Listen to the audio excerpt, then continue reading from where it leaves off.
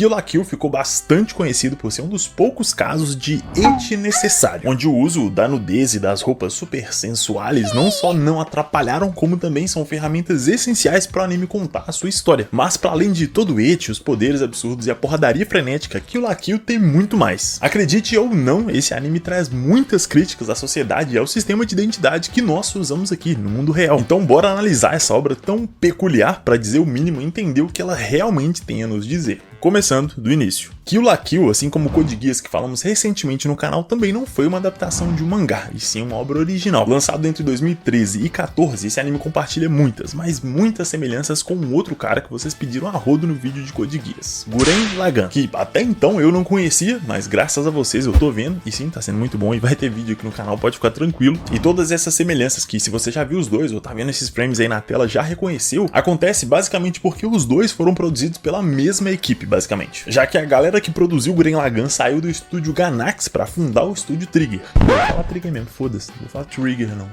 Que Brasil, porra! Sendo os principais cabeças por trás das duas obras, Kazuki Nakashima, responsável pelos roteiros, e Hiroyuki Imashi, que dirigiu os dois animes. Agora que já explicamos as semelhanças entre as duas obras, bora pra história em si, que eu sei que você já deve estar ficando maluco. Rapaziada, só um adendo aqui da edição, esse vídeo, assim como muitos outros, também deu problema no YouTube por conta da nudez, então eu tive que censurar quase tudo pra ver se ele passa e libera o vídeo pra vocês. Mas pra que vocês tenham uma outra opção, esse vídeo já tem uma versão totalmente sem censura liberada pros membros do canal, assim como muitos outros de outros temas que também são meio controversos por aqui. Então, se você quiser ver tudo que tá por lá e ainda ajudar o canal bastante, considere se tornar um membro. É só clicar aí embaixo, por menos de 5 pilas no mês, você já me ajuda bastante, fechou? Então, agora sim, bora lá. No anime, acompanhamos a protagonista Ryuko Matoi chegando numa escola nova em busca de respostas sobre o assassinato do seu pai, que era um cientista brilhante e de alguma forma tinha uma ligação misteriosa com a escola em questão. Uma instituição extremamente conhecida e respeitada pelo seu alto padrão de organização e disciplina, mas não de um jeito bom, já que a escola é completamente dominada por um sistema hierárquico absurdamente rígido e desigual, onde o conselho estudantil é como a realeza, enquanto o restante dos alunos são só plebeus sem valor. Isso porque lá, os alunos mais poderosos e influentes ganham o direito de usar os uniformes Goku.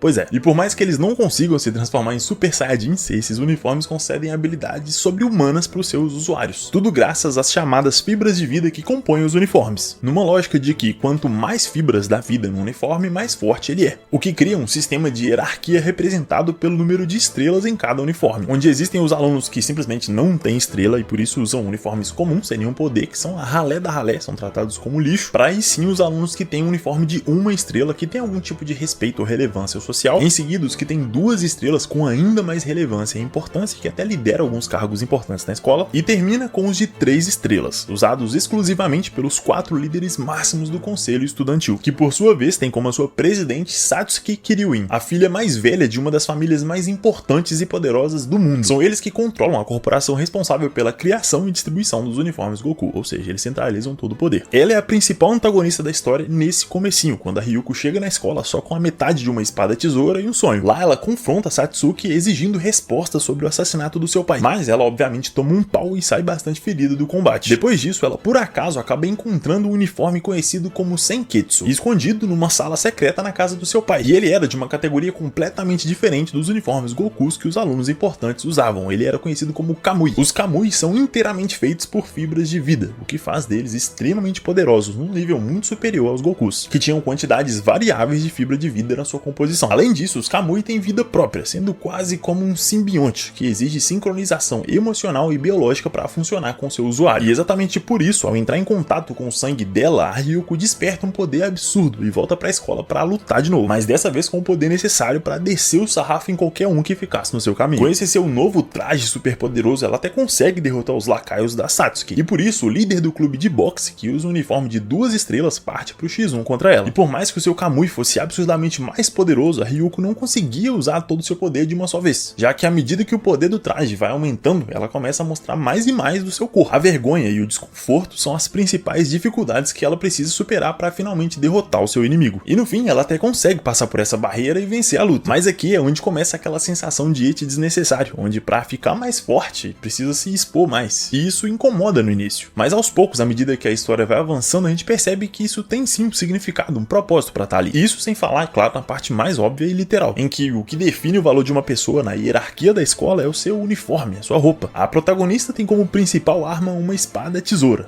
e o seu poder aumenta à medida que ela abre mão justamente da roupa. Acho que você já tá entendendo pra onde o anime tá levando a história, não é? Não é sobre mostrar o corpo da protagonista sem nenhuma razão aparente, mas sim sobre rejeitar a estrutura social em que o valor da personagem tá na sua aparência ou no que ela veste. A ideia é trazer o valor diretamente pro indivíduo em si. Não, Daniel, você tá viajando, não tem nada disso, é só um eti genérico, os japoneses é tudo tarado, foda-se. Beleza, então, bora continuar a história e aí no fim a gente volta a falar nesse tema. E aí você comenta aí embaixo se o que eu tô falando faz sentido ou não, fechou? Depois da sua vitória, a Ryuko fica muito mais segura de si e da sua capacidade de conseguir respostas. Já a Satsuki, vendo isso como um desafio, veste o seu próprio uniforme pra mostrar pra ela quem é que manda. Mas ao contrário do Senketsu usado pela Ryuko, o Junketsu usado pela Satsuki é uma força completamente dominadora, que exige a submissão total do seu usuário. E nesse ponto, a ideia da Satsuki era intimidar a Ryuko, convencer ela de que o lado da elite era o certo e que por isso ela deveria se unir a eles. Mas mesmo vendo o nível de poder do Junketsu, a Ryuko nega a oferta da Satsuki de se aliar a ela e se coloca definitivamente como a sua rival. E mais uma vez, os trajes, as roupas dos personagens são usados como uma forma de mostrar a relação entre as duas personagens da obra. Enquanto o Senketsu é baseado em parceria, respeito, cooperação, o Junketsu representa a opressão e o controle absoluto. Da mesma forma que a Satsuki simboliza o poder autoritário e a ordem, a Ryuko representa a rebeldia, a busca pela liberdade, pela sua própria identidade. Além do Junketsu ser visualmente bem mais pesado que o Senketsu, o que também representa o peso da submissão que ele coloca sobre a Satsuki. A partir desse ponto da história, acontece aquela escalada da protagonista, em que ela precisa derrotar vários líderes e alunos poderosos antes de realmente chegar no topo da hierarquia. Isso serve tanto para desenvolver a personagem e expandir o mundo em si, quanto para aumentar o seu poder à medida que ela aprende como trabalhar com Senketsu de uma forma mais estratégica. Nesse meio tempo, ela faz vários aliados que ajudam na compreensão das fibras da vida, sua origem e o seu funcionamento, o que também ajuda muito na sua evolução. Isso faz ela começar a chamar cada vez mais atenção, a ponto de alcançar finalmente um dos líderes do conselho, Uzu Sanageyama, que pede a Satsuki permissão para lutar contra a Ryuko, justamente por reconhecer nela um poder e um potencial incrível, o que a Satsuki acaba aceitando, até porque não tinha muito a perder nessa situação. Nesse combate, o Uzu tem uma vantagem absurda devido à sua visão extremamente rápida, que conseguia ler todos os movimentos da Ryuko. Ainda assim, ela consegue superar esse desafio usando uma parte do seu uniforme para bloquear a visão do Uzu, o que permitiu que ela derrotasse o Uzu e destruísse parcialmente o seu uniforme. Mesmo assim, ele continuava se recusando a desistir da batalha, e como forma de se provar para Satsuki conseguir mais uma chance de lutar contra a Ryuko, ele passa por uma operação que deixa os seus olhos fechados, como se dissesse: eu tô abrindo mão da minha parte mais poderosa para mostrar que eu sou capaz. E por conta disso, a Satsuki até aprova uma outra luta entre ele e a Ryuko. Depois que o Uzu perde sua visão, os outros sentidos se conectam muito mais efetivamente com seu uniforme, o que faz com que ele consiga dominar completamente a Ryuko, deixando ela gravemente ferida. Ainda assim, antes que ele pudesse dar o golpe final e acabar com a Ryuko, seu uniforme superaquece, o que abre uma brecha para ela acabar escapando. Essa luta serve principalmente para deixar claro que sim, a Ryuko tem capacidade de lutar contra os membros do conselho, mas que para isso ela ainda corria muito perigo, e se ela quisesse enfrentar e derrotar a Satsuki, ela ainda precisaria se fortalecer e muito. Essa ideia fica ainda mais clara quando a própria Ryuko decide fundar um clube de luta na escola, que ia funcionar como uma mini estrutura de poder, tipo uma facção. E a presidente escolhida para o grupo é a sua melhor amiga, Mako, uma aluna sem estrelas que vivia nas favelas com sua família, sem nada de especial até então. Mas depois da fundação do clube, ela recebe da própria Satsuki um uniforme de 2 estrelas, o que dava para ela muito mais status e influência, e consequentemente uma vida melhor para sua família. Sabendo disso, a Satsuki ainda diz para ela que se ela derrotasse a Ryuko numa luta, ela receberia um uniforme de 3 estrelas, que não só manteria os seus privilégios, como garantiria a mudança de vida de toda a sua família para sempre. Isso leva a personagem a se virar contra a sua própria amiga. Mesmo assim, a Ryuko se nega a lutar contra ela, não revidando nenhum ataque. E por isso, ao ver a Ryuko ferida e sem nenhuma resposta, a Mako percebe como o seu sonho de uma vida melhor a separou da sua amiga. Ela percebe que está cometendo um erro e se desculpa em lágrimas, para em seguida permitir que a Ryuko destrua o seu uniforme Goku. Isso obviamente faz com que ela perca o seu posto na sociedade e consequentemente precise voltar a viver nas favelas com sua família. Todo esse pequeno arco mostra claramente o quanto essa estrutura de disputa constante por status e riqueza faz até as pessoas mais próximas se canibalizarem, destruindo completamente os laços umas com as outras por conta de ganância. Mas ainda bem que isso só acontece em anime. Ufa! Imagina se a gente também vivesse assim, hein? Ia ser foda. E seguindo nessa linha de coisas que jamais aconteceriam no mundo real, na nossa sociedade, a Satsuki cria um sistema de seleção artificial, onde os alunos deveriam lutar entre si por 7 dias e os sobreviventes ganhariam um uniforme Goku. E o resto Bom, o resto não era forte o bastante, então eles não importam. Nesse ponto, a Satsuki, vendo que não ia ter como impedir a Ryuko de outro jeito, declara que ela deveria derrotar os 4 membros do conselho em troca dos detalhes sobre a morte do seu pai, sendo o primeiro membro que ela precisa vencer Ira Gamagori. A luta foca na capacidade defensiva absurda do seu traje, além da lealdade quase fanática que ele tem pela Satsuki. Toda essa devoção que ele tinha pela presidente vem justamente como uma forma de retribuir a chance que ela deu pra ele, de crescer na escola pra ser alguém importante, já que antes dela ele não era tão importante ou respeitado, mas depois dela ver a sua determinação e força, ela recrutou ele pra ser do seu grupo especial. Nesse ponto, a Ryuko começa a perceber que os seus inimigos são muito mais complexos do que aparentavam, cada um com uma história, uma motivação por trás dos seus atos, algo que justifique pra eles tudo que eles fazem. O Gamaguri, por exemplo, começou também se rebelando contra Satsuki,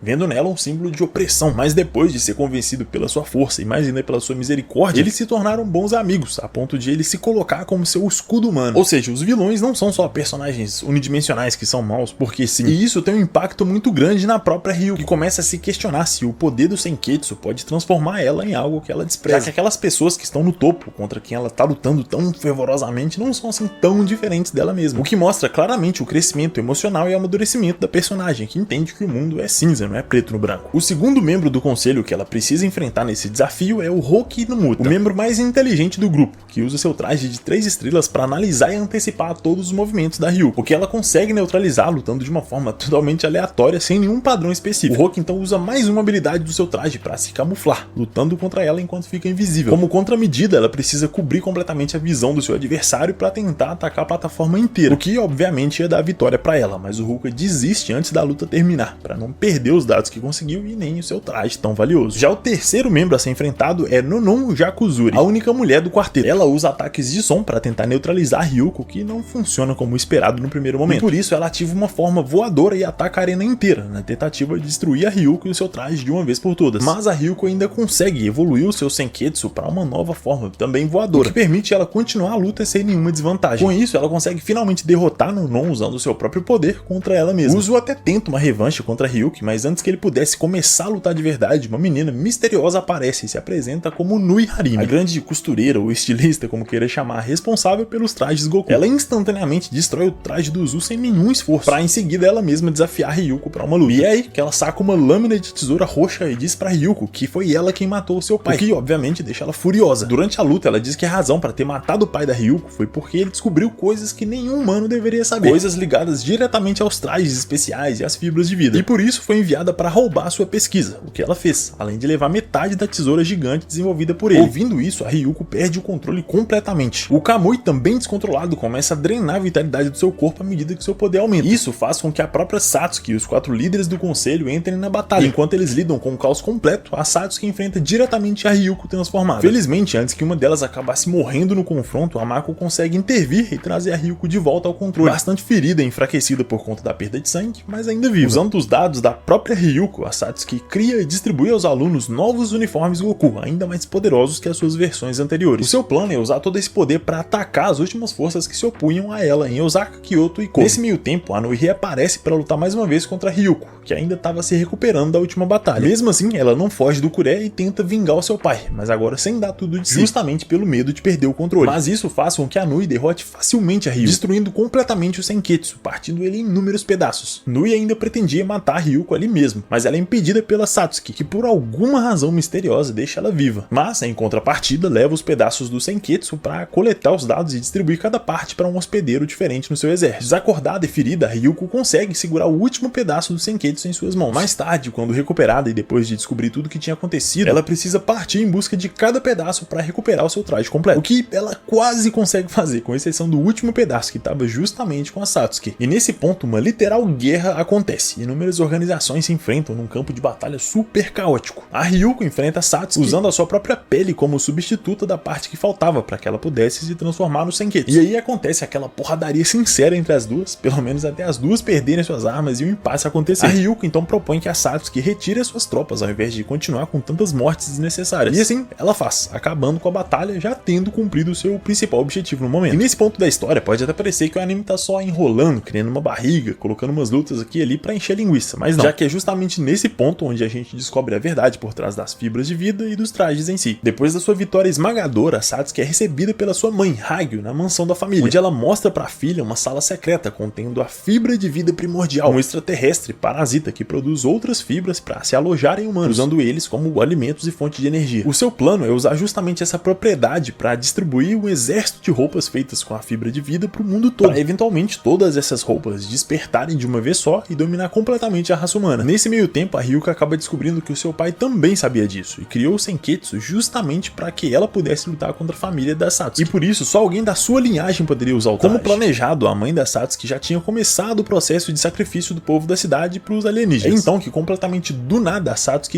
que a sua mãe pelas costas, anunciando a rebelião contra as fibras de vida, revelando que desde o início essa foi a razão para a criação da escola e de todo o sistema hierárquico que ela usava lá.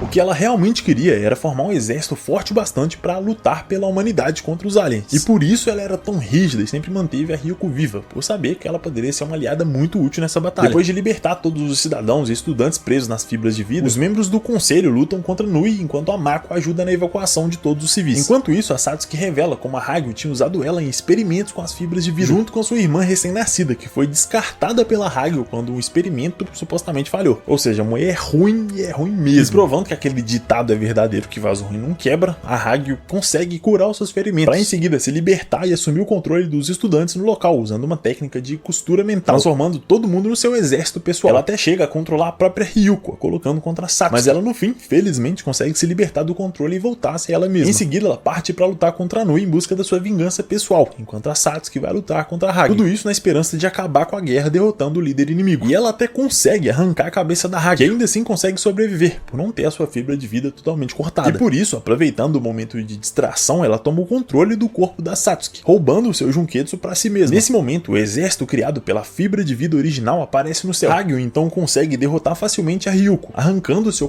e descobrindo que o seu corpo havia se fundido com as fibras de vida, assim como o da própria Hagyu. E principalmente descobrindo que ela é, na verdade, a suposta filha falecida da Hagyu, ou seja, a irmã da Satsuki. Isso obviamente abala muito a Ryuko, que não aceita ser filha da Hagyu. O único problema é que o seu próprio corpo demonstra as mesmas habilidades e capacidades de regeneração da sua mãe, o que faz ela acreditar nas suas palavras e começar a perder o controle mais uma vez. Nesse meio tempo, as roupas criadas pela fibra de vida original começam a absorver os humanos como fonte de energia, invertendo totalmente a ordem de quem usa e quem é usado. Ou seja, sim, meu camarada, o anime é sobre roupas e o papel delas na sociedade. E não só de uma forma literal, mas também simbólica, já que aqui você pode trocar roupa pela sua profissão, seu saldo bancário, seu status social, sua etnia, seu gênero ou qualquer outra característica que defina quem você é. Porque apesar de todo mundo ser muito mais do que só isso, entre muitas aspas, ainda baseamos as nossas relações com cada pessoa a partir de uma dessas partes, conforme o nosso interesse. O mais interessante a partir daqui é como todos aqueles estudantes que antes eram divididos hierarquicamente pelos seus status e influência, agora se viam obrigados a se unir pela sobrevivência. É aquela famosa história, né? Quando surge um grande inimigo em comum, as diferenças internas ficam pequenas demais para alguém se importar. É isso que a gente vê em Code Geass, Attack on Titan, Watchmen e muitas outras obras. E em Kill la Kill é a mesma coisa. Agora que tá todo mundo prestes a ser comido pelos aliens, é muito mais fácil esquecer as diferenças e se unir para sobreviver. Ou nos termos do anime, todo mundo abriu mão das suas roupas para ficarem peladões e unidos contra a opressão, que usa justamente essas roupas para controlar as pessoas. Cara, não tem como ficar mais claro que isso, na moral. Mas voltando ao anime, nesse ponto a gente finalmente descobre o que aconteceu com o pai da Ryuko, que era na verdade o marido da Hagyu, que descobriu seus planos e virou contra ela, forjando a sua própria morte para fugir com a Ryuko e criar ela longe da influência da mãe, que obviamente é muito negativo. A Ryuko, depois de se recuperar da batalha, parte sozinha para enfrentar a Hagyu e a Nui de uma vez por todas. A Satsuki, que até então estava presa, consegue escapar e se unir ao restante do grupo contra os aliens, o que seria um ótimo momento para reagrupar e bolar um plano eficiente contra eles. Mas a Ryuko, apressada e impulsiva como sempre, estava lá, lutando sozinha contra a Hagyu e a Nui numa luta impossível de vencer. E por isso ela acaba sendo derrotada mais uma vez e sofre uma lavagem cerebral pela Hagyu, que agora envia ela transformada com o Junketsu para enfrentar a Satsuki no seu navio de comando. E ela até tenta resistir usando o Senketsu, mas nesse estado a Ryuko tá muito mais forte e vence a irmã sem nenhuma dificuldade. Mesmo depois, quando os líderes do conselho se juntam à batalha, eles não podem fazer muita coisa, principalmente porque agora o Junketsu estava ligado diretamente ao corpo da Ryuko. Então tirar o traje à força a mataria. caía. E por isso, o único jeito de trazê-la de volta é desfazendo a lavagem cerebral por dentro. E para isso, a Mako se une ao Senketsu para entrar dentro do corpo da Ryuko, removendo uma a uma as ligações entre a Ryuko e o Junketsu. Por conta disso, a Ryuko finalmente recupera os seus sentidos e as suas memórias e remove a força do Junketsu. Nui, ao ver que seu plano A falhou, reúne as duas lâminas para formar a tesoura gigante, se preparando para exterminar o Senketsu de uma vez por todas. Mas com a ajuda do restante do grupo, ele consegue chegar até a Ryuko,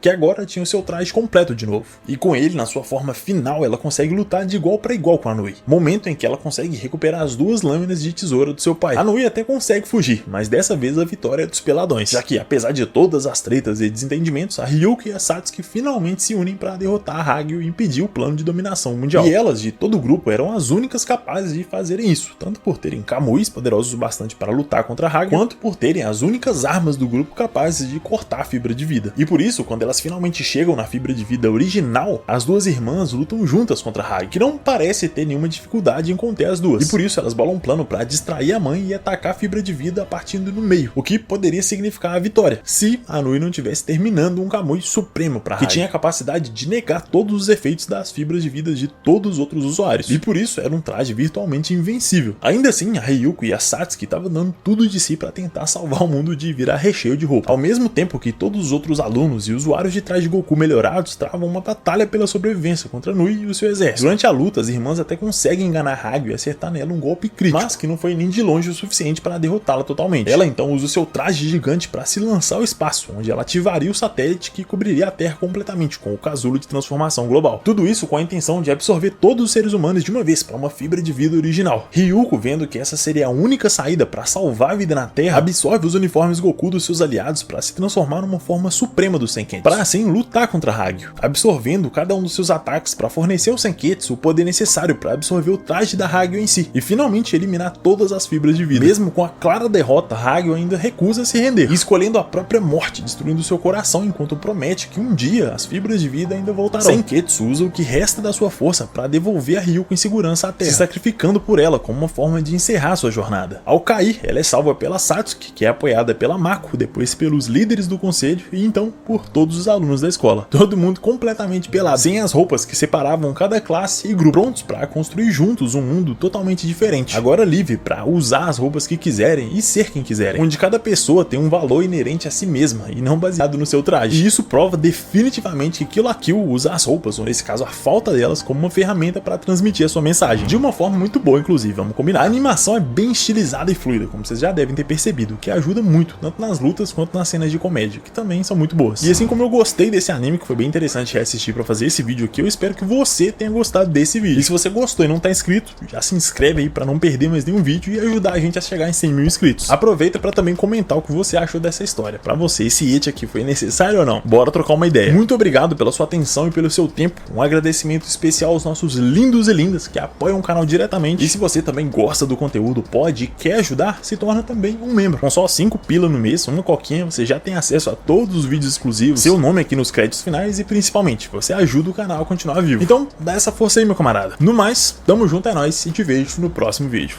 Valeu!